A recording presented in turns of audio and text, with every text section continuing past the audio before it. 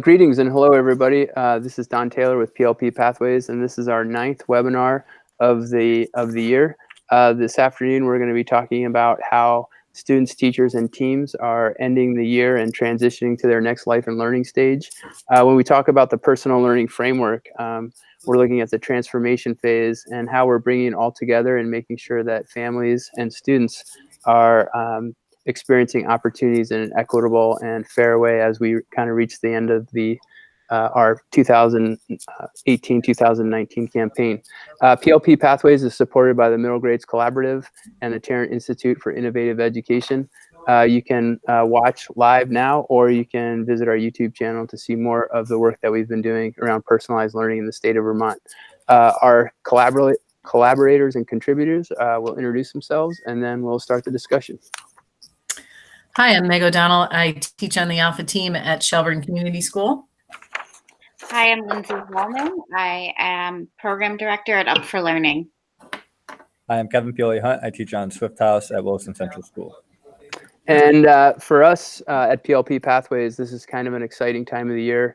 We're able to look back on a lot of work that we've been doing. We usually have 10 webinars. This is our 9th one. And today what we'd like to talk about is supporting students as they transition to their next life and learning stage. For some of us, that means students are moving to the high school. For others, it means that students are moving into another grade in the same building. For some of us, that means they're staying on our team and they're just advancing through the grades. Our goal is to identify what teachers and teams are doing to bring the school year to a meaningful end, and also some of the academic, social, and celebratory structures that are in place to help students navigate the transition. And I'd like our panelists maybe just to talk about what's going on with their schools or their organizations, and how do you sort of recognize what's happening with kids socially, emotionally, and how are you implementing that knowledge into what's going on in your classroom as we head into the end of May and early June. And why don't we start with Meg and then Lindsay and Kevin? Sure, thanks, Don. So on Alpha, we have a lot of traditions, that we have been focusing on, I think, since the team began. The idea of celebrating community, celebrating our year together. So we, right now, if you were to walk on Alpha, you'd have kids planning the final camping trip. So kids would be in trip committees for that. Kids would be, the 8th graders are planning their finale projects, which are sort of like a celebration of who they are as learners.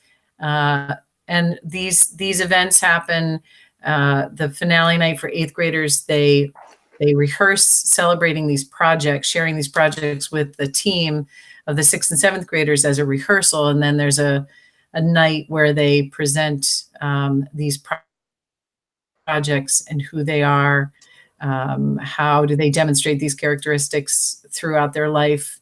They come up with some way to manifest this identity, and then they present it to their parents. And so it's a pretty big deal for them. They're nervous, but it's kind of this rite of passage. They've seen 2 previous 8th grade groups celebrate, and create these projects.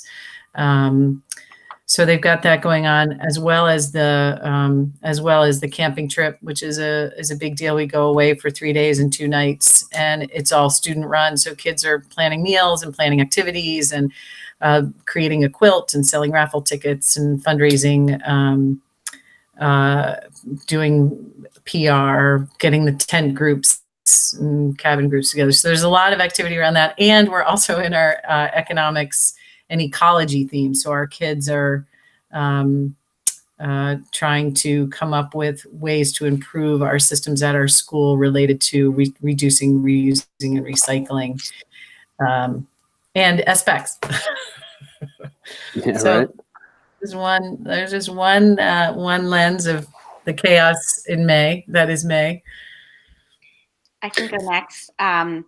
So I'll first talk about my current position, and then when I was wrapping up my my time at schools as of last year.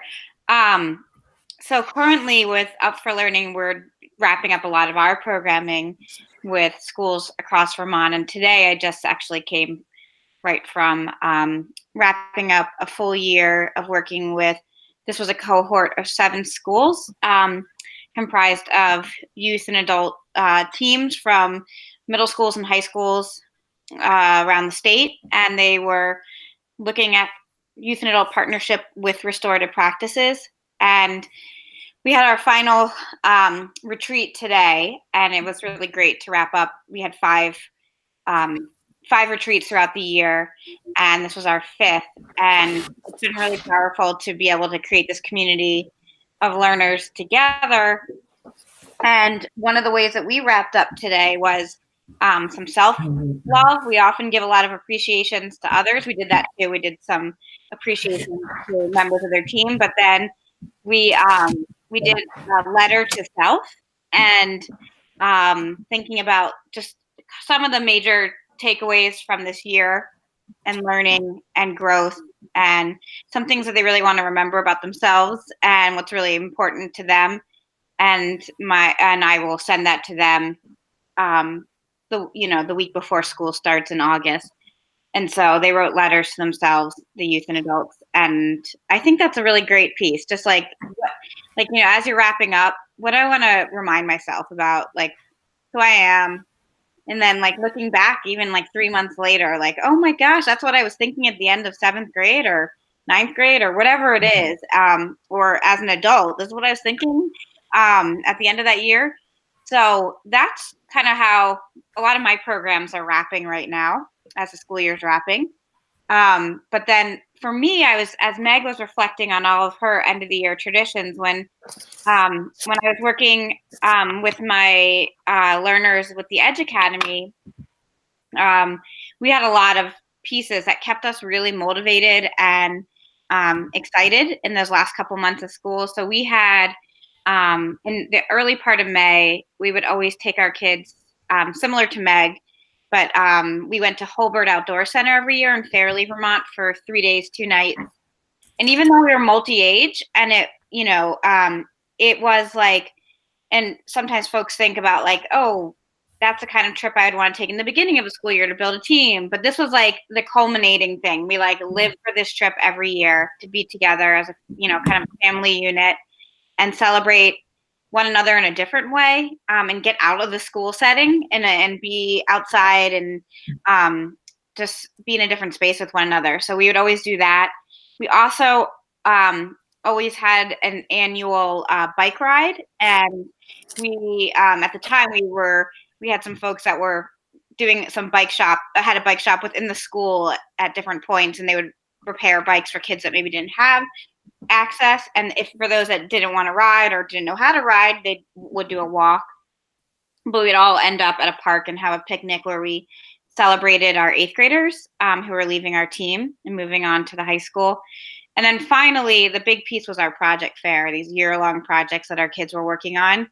They had a daytime project fair where they presented to different peers within the school community and younger grades and parents and community partners. And then we had an evening potluck for families where people came after school hours to share a meal together. And also a lot of there was performances during that time as part of their projects, and also sharing of learning. Cool. Awesome. Kevin?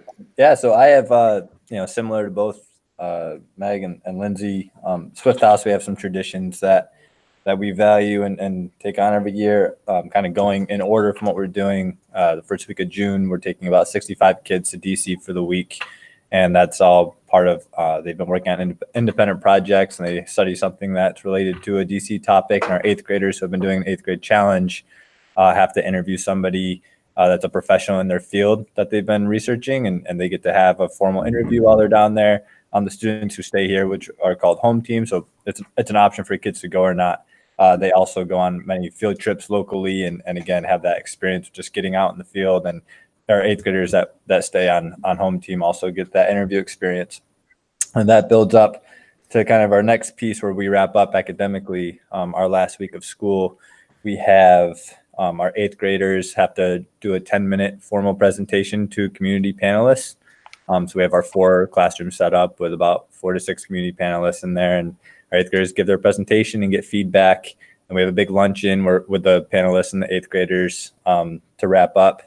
And that evening we have an open house, which is similar to the kind of potluck idea that Lindsay was saying, where all of our 5th through 8th graders present their projects that they've been working on, their independent projects, in an open house format where people can kind of come around. They give a little, 3 to 5 minute presentation with their trifolds about what they've been researching. And that's kind of our culminating academic piece there. The more on the social emotional side, and I know Donnie had mentioned not everybody's transitioning to high school, and obviously on a 5-8 team we have 3 years worth of students coming back to us the next year. We do a core placement letter on our last day, so students write all their core teachers, so that's like our advisory, that's what we call core. They write us a letter about their strengths and challenges as a student, who they would like to have for a core teacher the following year, because they have some choice with that, what friends they would like to work with, and we ask them if they'd like to be a mentor to new 5th graders coming in. And we ask them to really take some time and think about it and justify the different things that they're saying. And we then sit as a team, so the 4 of us and 5 with our special educator sit as a team and look through every single one of their letters, and that's how we start making next year's core placement and draft up our mentor-mentee pairs. So we really value their feedback and try to honor what changes they would like, if any. And then again, more as for the fun side, we do a big end of the year trip to the sandbar for a cookout. That's kind of our last go with the 8th graders. That's their last day with us is Thursday before their 8th grade graduation. So we go as a team to the sandbar, and then when we come back, we have 8th grade superlatives that the kids make for them, and we just watch like a slideshow of kind of just pictures of the 8th graders throughout the years, which is really neat. Brings on a lot of tears for them too, which they don't want to admit, but they're all bawling by the end of it. That sounds awesome. That's interesting. I hear a lot of tradition in there. I hear a lot of sort of some rituals too. And at our school, it's a little bit different because the 8th graders run a program called Crafter's Edge, which is sort of an in-school business. They're the ones who have run craft fairs, and they just did a dinner theater production. And so they take a part of the proceeds and they take a big class trip, which is a big deal. And then they also have a foreign language trip where they go up for 3 days to Canada, and they spend 3 days in Canada. And that's a big bonding experience for a lot of the 8th graders. This year, and then on our team, we traditionally, I think for 12 or 13 years, we have a big breakfast for the 8th graders where the 7th graders make breakfast for the 8th graders, and then they make these cards, celebrating the unique aspects of each of the 8th graders. And so that those traditions are, you get wound up. One of the things that I'm kind of reminded of consistently working with young adolescents is how what a powder keg the end of the school year can be too, with a lot of the emotions and a lot of the uncertainty for kids going into summer or kids going into high school. There can be a lot of fragility, and there can be a lot of intense emotional experiences with kids, and especially because we are getting towards the end of the year, how important it is to be calm and how important it is to be really sort of relaxed and provide a safe and structured environment for all kids, because it can get a little hectic at the end of the year. So that's something I think about our learning environment. And then I took Sam Nelson's idea. He was on the webinar about two months ago, and he had this game of life. And I've created a big website where kids are learning about different aspects, career exploration. We're looking at investing. We're looking at educational opportunities across Vermont. And one of the things that we're actually doing is we're looking at the flexible pathways opportunities at the high school. So we're able to kind of go onto the high school's website and see the different learning opportunities that they have. And then the other thing that we're doing a lot of is we're building up our PLPs. We just got the statement from the high school about the critical elements that they want to see in their PLPs, which align with what we've been doing. So a lot of the work that we're doing now is having kids finalize their PLP, and and develop the evidence that shows how they have grown over the course of the 2 years on our team. And just one last thing too is I keep, reflection has been woven into so much of what we do and what we think about. I know Lindsay was talking about this self-reflection and how important that reflection can be. And so I'm having kids reflect, on how they've done on a daily basis. I'm having them think about how they're doing weekly or trimester, just a lot of different ways of having kids reflect on how they've changed over the course of the year, over the course of the 2 years, and having that be sort of meaningful so that kids can really see how they've grown and what challenges and strengths they're going to bring to their next life and learning stage. So it's definitely an exciting time of the year, but as we mentioned at the onset, it can also be a really fraught with sort of time of the year too, a lot of emotions. And I think kids start to realize that they're moving on. And when that happens, it's just a lot going on. Meg, you talked about or wanted to talk about planning for the transition. Could you go into that, please? You mean for planning for transition into high school? Yeah. Yeah. Well, so similar to Kev, only, well, now that we have a 6th grade group, 2 7th grade groups, and an 8th grade group. So only a fourth of our team is moving on, at least for this year, but we're also in the middle of transitioning into a different structure for next year. So one of the things that's been interesting is that all of us are feeling this sense of a transition of this, this big change that's coming. And so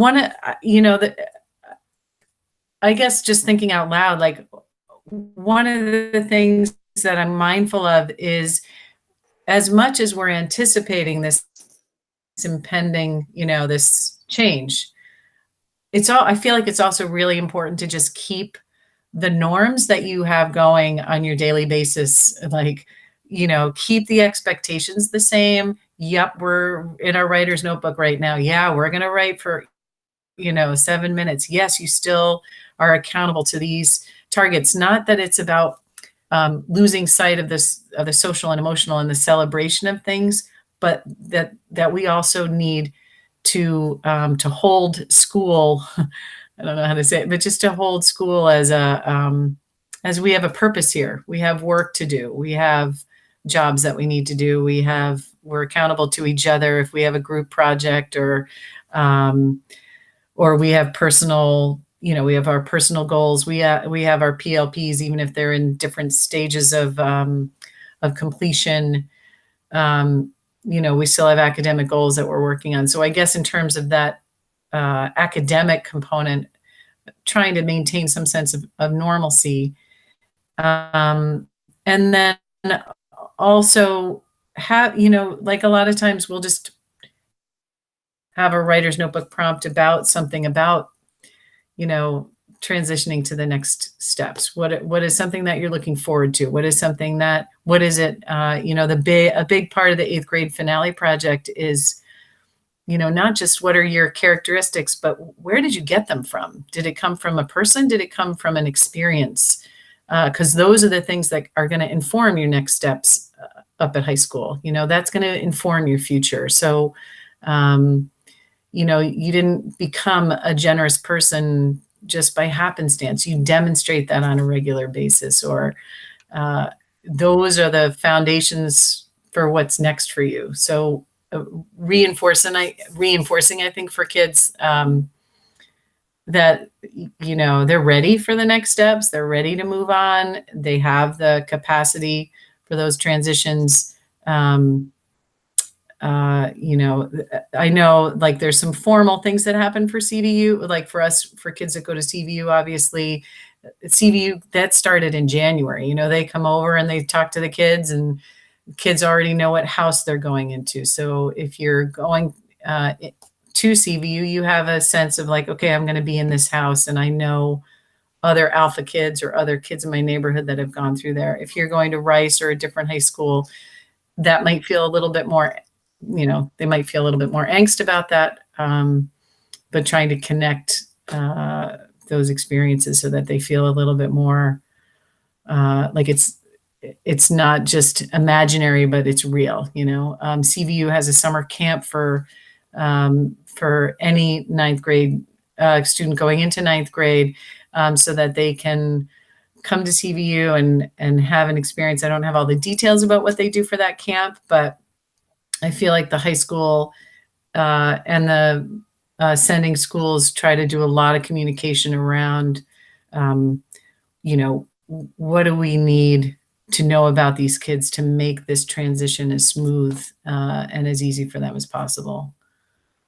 So that's one. Can I ask a follow-up question? And this is to everybody, but Meg and maybe Lindsay too, because Lindsay, you're going out and seeing a lot of different schools. What are folks doing to communicate to the parents? How does that work? Or, when Meg, you mentioned this camp, like how do all the families know about the camp, and how are you aware of how it's being communicated, or is that something that's happening at the high school level? Yeah, well, I think it's a little bit of both. I mean, we are made aware of it through our guidance counselor, and then our kids are made aware of it at the CVU 8th grade meeting, and then CVU hosts an evening for parents and their 8th graders. So that helps to communicate that. But a lot of times we have conversations at our March conference or April whenever our conferences are, with our 8th grade families in particular. And we just talk about the fact that, you've got, 10 weeks when we come back from April break, and that time flies. And we think we have all this time, but there's a lot of events happening. Here's some information about CVU. Here's some information about, you've already been to the CVU night. How do you want to end the year strong? What do you want to be really intentional about over the next couple of weeks? So there's lots of conversations with families at conferences. And I know that, guidance and EST plans, and there's just a lot of communication around that. I don't know, Kev, do you do it differently? Well, no, that all rings true for us. So I was just going to piggyback and say, I think our district, especially, I know a lot of districts in the state have taken on the social media much more with, posting on Instagram and Facebook and keeping updates that way. And I know specifically in our school, I think most ascending schools to CVU have their own newsletter. Like ours is, the Wilson School Bell, and that information is always put out to families. On Swift House, we have our own weekly blog that we send to our parents, and we'll put in that information from CVU in there, specific for our 8th graders. But it's, that I feel like that's, like Meg said, I think the conferences are obviously where you really get, the details to the parents and have the conversation about it, because we never know who's actually reading those emails or who's reading the board posts or the flyers. But that is, like, I think the secondary method of, the district sending out some things on social media and just posting on whatever other method you have of communicating in your school. Right. Lindsay, what are some of the things that you see? Oh, I don't know if Lindsay can. Yeah, I can hear. Oh, sorry. I couldn't find my little button to. I think it's all the same, and from my experience, I would just echo what Meg and Kevin just shared around communication. They're the same. Like when I was most schools start their transition into high school early in the winter, because there's a lot of steps that goes into that, but things that are available. Like I know at my old school, there was an opportunity for kids who were maybe feeling like they wanted to develop some more connections before they started school, similar to what Meg was saying around the camp, but they did like a long trail backpacking trip. And so like when I knew that there's students that were feeling anxious, particularly about the transition, or maybe they were the first in their family to enter into the high school, or they were the only one that was going to be entering into the high school, depending on, how many children were in a family. I would often, call their family and talk with them about this opportunity. So, it's a huge transition, both into middle school, which we haven't talked about, but going into the high school, they're both really, really big transitions. And I think that there's a lot that goes on around like transition into high school, because I know it sounds like CVU does that. When I was in Essex, there was all sorts of assemblies and meetings and orientations and meeting with the guidance counselor and these other opportunities to start feeling connected to a larger school community. I think where sometimes maybe we miss the mark is that transition from elementary school into the middle school. And sometimes, from talking with students in past years, it can be really, really hard for kids to transition into middle school. There's just this I think sometimes the adults just make a lot of assumptions about what they know or what they're ready for. And I think we need to really be aware of our assumptions and checking those, and take a lot more time and be much more compassionate about the transition to middle school. So Lindsay, the next part of our webinar is focusing on innovating the transition, what we could do better. Do you want to start talking about that with Kevin? Sure. Well, I think we started to talk about it a little bit, but I'm curious about I know in past webinars, Kevin, you've talked a lot about I love that you all do a meeting in the summer. Is it the summer before school starts with new Swift students? Yeah, our hopes and dreams. Yeah, I think that's such a great to the transition piece into middle school. Do you find, I'm just curious, what percentage of all of your new families come in for their hopes and dreams conferences? It's close to 100. Yeah, no, that's awesome. I was curious. That's awesome. Yeah. Kev, can you talk just for a second about how do you reach out? How does that, or maybe link some resources that you guys put in place for the structures for that? Because a lot of times we struggle with just access, right? How do we tap into families that maybe don't have email? How do we get them to the table? Do you do it just before school starts, or is it that first couple of weeks of school? Yeah, so we, the 5 of us, pick a couple of dates in the summer to meet. Right after school, we make sure we have a meeting where we look at those core placement letters that we talked about and look at our incoming 5th graders. And we have our step up meetings with the 3rd and 4th grade teachers who are sending us students. And we compile our core lists. So the week after school, we'll know who we have in core the following year. And then we'll have another meeting in the summer just to go over curriculum stuff. But in the middle of summer, we'll also, within our core list, we know who doesn't have access to internet, who needs to have a phone call. So we come into school, make copies of what we send home for our summer mailing. And then for the new families, especially, each core teacher emails them individually, just welcoming them to Swift House, setting up that conference time. And again, if it's a family that we would already have known of based on the 3rd and 4th graders and what 3rd and 4th grade teachers and what they told us, then we'll make that phone call or make some sort of arrangement of getting in touch with them. Again, just to let them know about what Swift House is all about and welcome them to the family, set up those conferences. And then again, aligning with that those hopes and dreams conference happen about 2 to 3 days before school. And then the day before school, we have our mentors come in with the new 5th graders who they're mentoring. And we have a breakfast with just them. So it's just our mentors and mentees coming in for the breakfast. And we set up some interview questions and we play games so they can meet each core teacher. We do rotations with them. And that's really their time of getting just acclimated to Swift House. They get to set up their cubbies first. They get to bring in their backpacks, and we show them where their mailboxes are. So it's, we have, and I can share this, but a couple of things we send home in the summer are the student profile sheet. And that explains our PLP process, and it has students and their families talk about where their strengths and challenges are in the different transferable skill areas. So they'll have something to bring to the table when we meet for that Hopes and Dreams conference. And then the whole backside of that sheet is just about them. So what are your hobbies and interests? What are you really good at? What do you want to get better at? What are some of your favorite things to do? And that's just that really important identity piece too. So that's all the information that goes out to families before the beginning of the school year. Hey, Kev, I have a quick question on this. When you set up those hopes and dreams conferences before the school year, does your administration set aside time specifically so you can have those?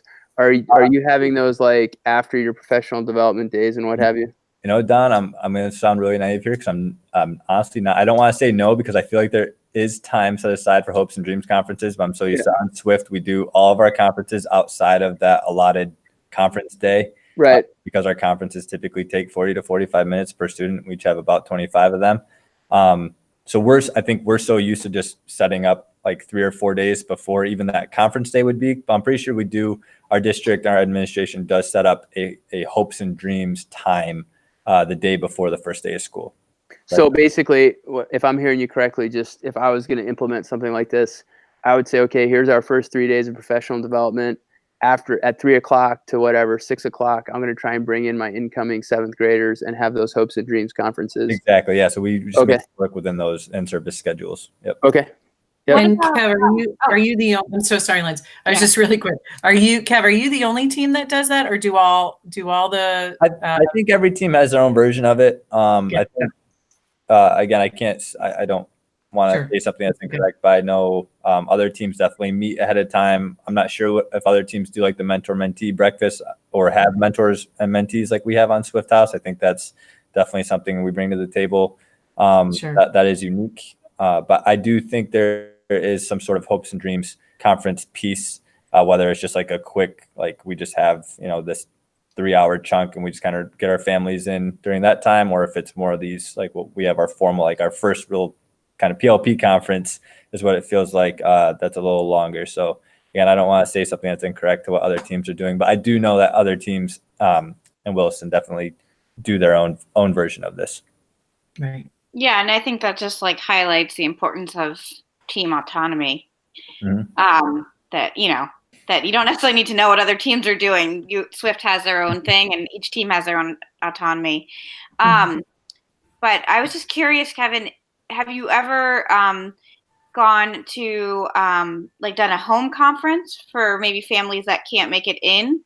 Or I heard you say phone conferences, but I was just thinking about what are other ways to meet families, Yeah, so when I was talking about the phone call, that's honestly like instead of the email, sorry, I'm not moving enough.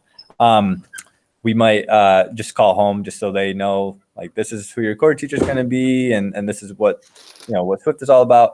Actually, my first conference ever as a teacher was a home conference where I visited the students' home with our guidance counselor, and that was my first experience with my own conference, and it happened to be a home conference, which was really powerful for me to experience off the bat. And it's one of those things where I think we're all committed to just we make it happen. We don't. It's not finding the time for it; it's making the time for it because it's really valuable, especially at the start of the school year. Absolutely. Yeah, no, I think that's like a really strong example of the transition into middle school. Like, I think that there's a lot to learn from what your team does. So I also had a follow-up question, Kevin, because you mentioned that your hopes and dreams are like a first PLP conference, and I'm wondering if the questions that you send out to the families and the kids are sort of the same questions that the kids are going to see when they're building the identity sections of their PLP. And if they are, how have you kind of designed that so when the kids are talking to you in the conference, then they come into the classroom, there's a common thread? What does that look like? Yeah, everything's completely aligned. Those questions we're asking them about their hobbies and interests and what they like to get better at, those turn into, within the first 2 weeks of school when they're creating their identity pages, those kind of turn into what they're writing for their, or speaking. We let them choose whatever medium they want. But that's what they put on their identity page essentially. And then for the goal setting part, our hopes and dreams conference, each of our 5th graders leaves that conference with 5 goals that we've talked about. And again, it's the only difference from, I'd say it's like our first PLP conference, after that, all of our conferences are student led. Obviously this one's, they're very nervous coming in, might be a little awkward. They don't know what to say. So it's more, teachers, parent, and just kind of asking students a lot of questions and just getting them comfortable with being in the space. But we just try to keep it as light as possible. So like, for instance, for the communication, students know they're going to have a communication goal. when we talk about their strengths around reading, their strengths around writing, speaking and listening, and what challenges they have with those areas. And then, we always bring it back to them, like, what would you like to get better at? And they might say, I want to be able to write a really good paper. It's like, great. So our goal is not to write a really good paper, but what are the underlying elements that are going to get you there? Like, I'm going to take some time to revise my writing. Awesome. Let's start with that for a goal. Like, I take time to revise and edit my writing. That might be a starting communication goal, which then actually would stay with them for a while. So that's kind of how we work backwards with our goal setting is, we let them think about what are your bigger goals. And then we say, okay, what are those skills, those underlying skills that you need to get there? And that's what we capture as their goal for the different transferable skill goals that we have. Nice. Thank you very much. Lindsay, do you want to talk also some more about innovation? What are you seeing as some of the gaps in what schools are doing? The gaps? Or like you mentioned that a lot of us have spent this time, I guess Kevin just talked about, transitioning kids into our programs. A lot of our focus right now to start out the webinar was about how we're transitioning kids to the next life and learning stage. Are there other tools or strategies that you see that could be innovative or that we could be doing better in terms of the transitions? Oh boy. I think that we just named some really innovative and important strategies. I think, I just think that sometimes, I think what Kevin said, like you said, not find the time, but we need to make the time, or well, you said. Yeah, I said if it's that important, you need to make the time, not just find the time for it. Exactly. So like, I know that like for educators, our summers are very short and precious, and there's a lot of things that we do during that time, but we need to be cognizant that we have our learners that are thinking daily about, maybe not daily, but for some daily about the transition back into school, and what that's going to feel like. So I think those like touch points in the summer, whether it's a letter or a postcard or a phone call or an email. When we always, I think many teams send home like a summer letter, like can't wait to see you from your advisor, or postcard. Those little extra pieces that do take time, but I think those are the things we need to be mindful of to make the time for, because it's going to alleviate a lot of the anxiety and stress that enters with all of us when we start a new school year, when we feel already that connection and sense of belonging to a community, whether it's like that. I like what Kevin was saying about that mentor breakfast and the fifth graders coming in. I thought that was great. And I think any kind of day where you can just like support. For us, it was always like, since I was in a 6, 7, 8 building for a while, it was about the locker that caused a lot of anxiety. So we would often meet kids throughout the summer to come in and just practice their lockers. Because really, that was the thing.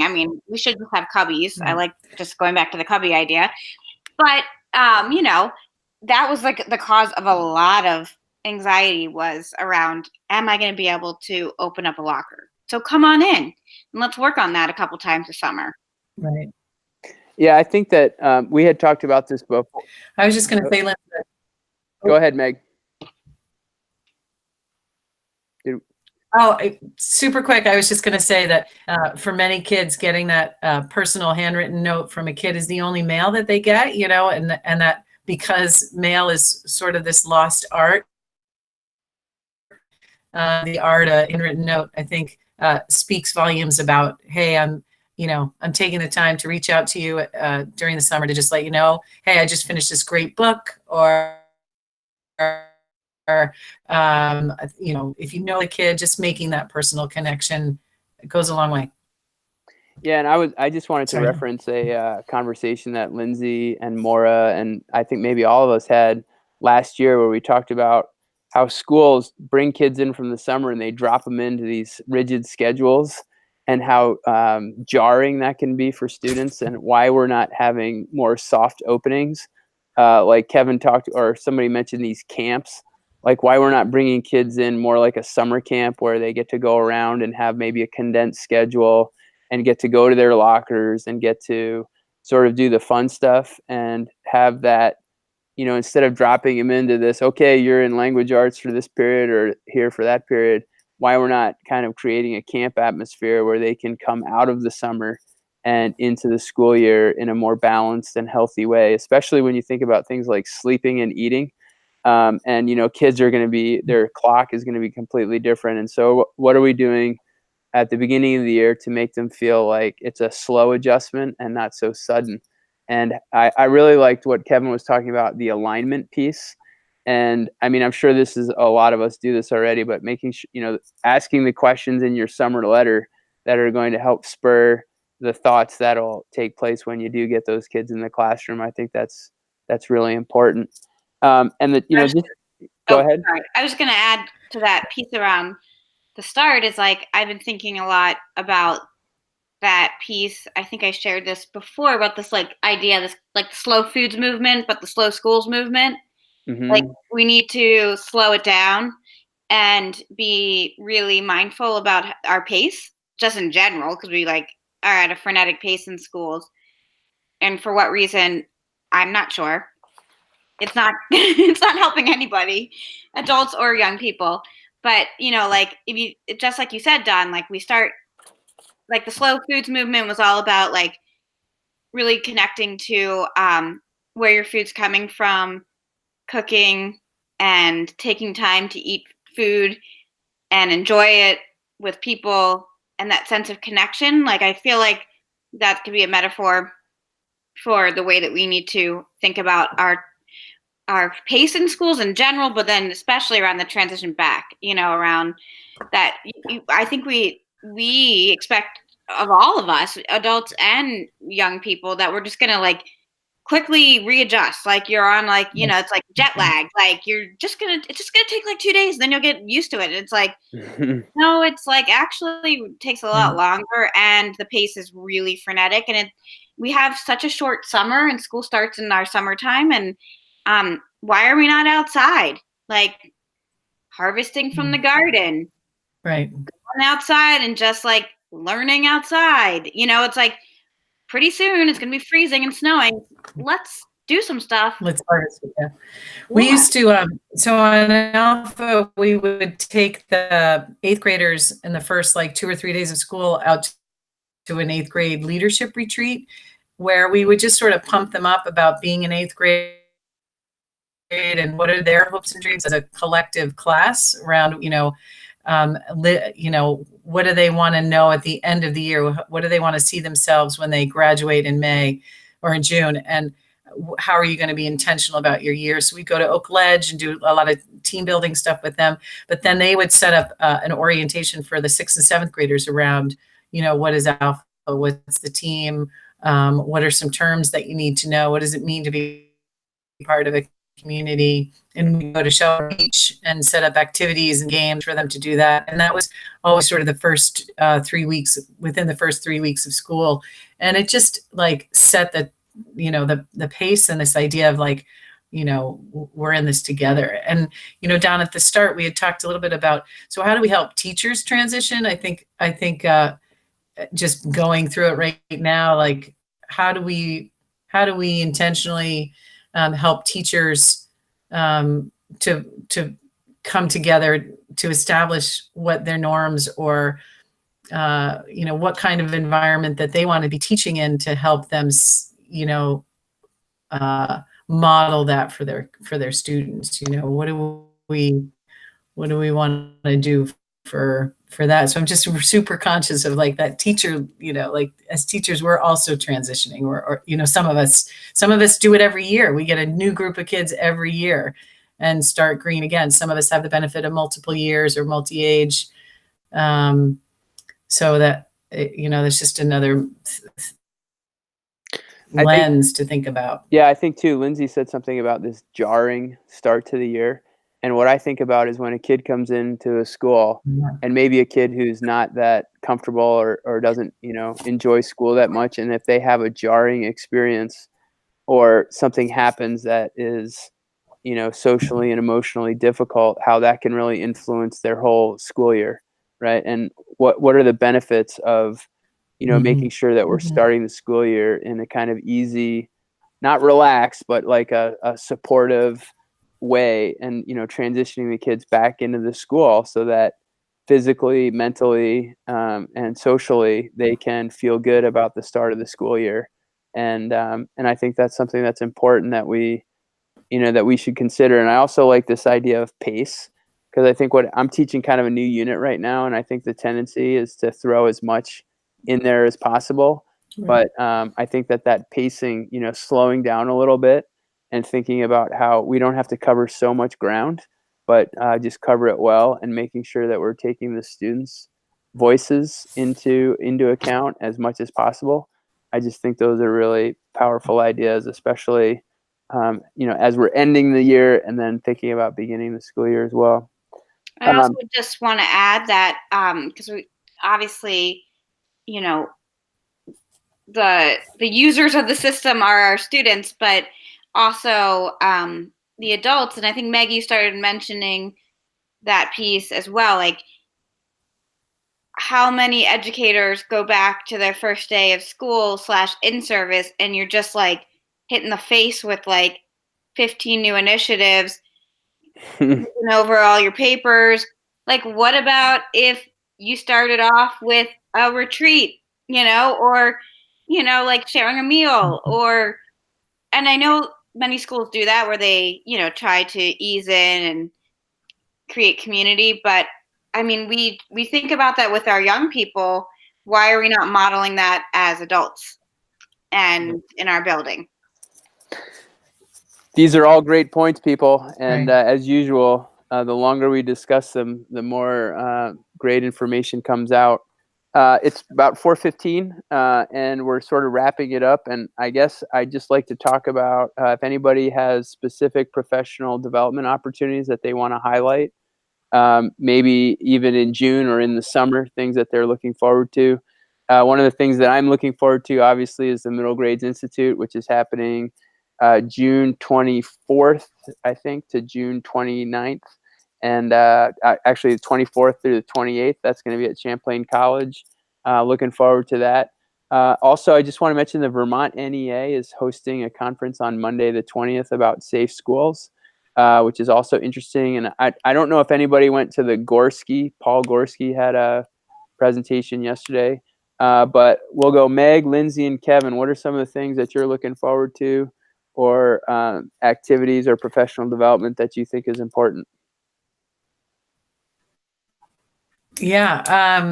Well, certainly just the wrapping up of the team is something I'm mindful of right now of Alpha. But I did plug in on our note, just the Scholar Leader Dinner is always a really lovely celebration of 8th graders. That's at the Plumley Armory at Norwich University, and that's on June 6th, which is the next webinar. And I will be on the camping trip on that day, so I won't be here for that one. Just BT Debs. Okay. Sorry about that. Let's see. I think I was next. I would definitely, in thinking about the pace and taking care of ourselves, I would definitely highly recommend the Shelburne Farms Education for Sustainability programs. They really model what it is to like fully to like take care of yourself and take care of your students, take care of the land. And just a plug, Cultivating Pathways to Sustainability Year 4. We'll be setting out the save the dates for both the September, October date and the spring date. And we're hoping this year, Shelburne Farms and Up for Learning are hoping to offer a partnership and a graduate course for the adults that are interested to continue this thread throughout the year. So stay tuned. Awesome. Kevin? Cool. Yeah, just I'll echo what everybody else said about wrapping up with the end of the school year. And I know one of my colleagues and I are going to the Champlain Valley Educator Development Center workshop on standards-based learning and personalization. And that's a Monday, Tuesday of MGI. So if people aren't going to MGI, that's another option. So I'm looking forward to that and a couple other workshops. Good. Well, again, thank you, everybody. Our last webinar is going to be actually on June 6th, as Meg mentioned. Thank you, everybody, for your great work and for taking the time out. I know it's a very busy time of year. I look forward to talking to everybody again in a month, some of you before that. And thank you very much to the Middle Grades Collaborative and the Tarrant Institute for sponsoring this work. And I hope you guys have a great day and a great weekend and a good Memorial Day weekend as well. I know that's coming up. Thank you very much, and have a good evening. Take care, everybody. Thank you. Thanks, Adam. Bye.